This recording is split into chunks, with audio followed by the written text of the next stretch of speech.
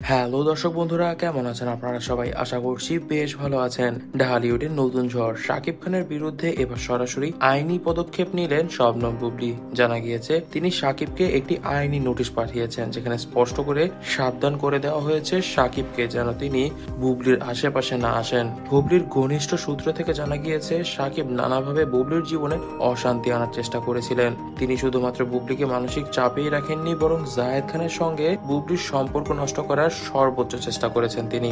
এমনকি অভিযোগ রয়েছে বুবলীর ব্যক্তিগত ও পেশাগত জীবনে হস্তক্ষেপ করেছেন শাকিব খান। জায়েদের সঙ্গে তার ঘনিষ্ঠতার বিষয়ে অনেক হস্তক্ষেপ করেছেন শাকিব খান। এমনকি জায়েদ খানকে সরাসরি ফোন দিয়ে হুমকি ধামকিমূলক কথাবার্তাও বলেছেন তিনি।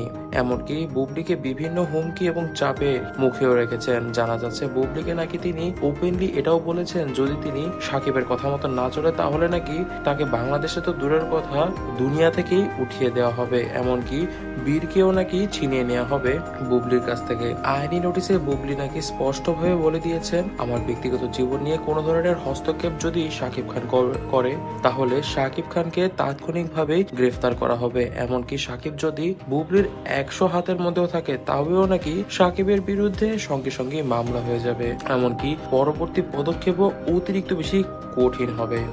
তবে শাকিব কিন্তু এই বিষয়ে প্রকাশ্যে এখনো মুখ খুলেনি মিডিয়ার সামনে। তবে জানা যাচ্ছে শাকিব খান বুবলীর এই আইনি নোটিশ পেয়ে অত্যন্ত পরিমাণে রেগে গিয়েছেন। এমনকি তিনি বুবলীকেও কিভাবে শায়েস্তা করা যায় তা নিয়ে এখন থেকে ভাবছেন, এমনটাই কিন্তু জানিয়েছেন শাকিব খানের পার্সোনাল অ্যাসিস্ট্যান্ট শিমুল। এছাড়াও জানা যাচ্ছে শাকিব খান নাকি ইতিমধ্যেই জায়েদকে আবারও হুমকিমূলক একটি ফোন করেছে এবং বলেছে যদি সে বুবলীকে না সামলায় তবে শাকিব খান অত্যন্ত কঠোর এক পন্থা অবলম্বন করবে। তবে দর্শক বন্ধুরা, এই বিষয়ে আপনারা কি মনে করছেন তা কিন্তু অবশ্যই আমাদেরকে কমেন্ট বক্সে কমেন্ট করে জানাবেন। আজ এ পর্যন্তই। ভিডিওটি ভালো লেগে থাকলে ভিডিওটিতে লাইক করে দিবেন, বেশি বেশি করে শেয়ার করে দিবেন এবং আমাদের চ্যানেলটিকে সাবস্ক্রাইব করতে ভুলবেন না। ধন্যবাদ।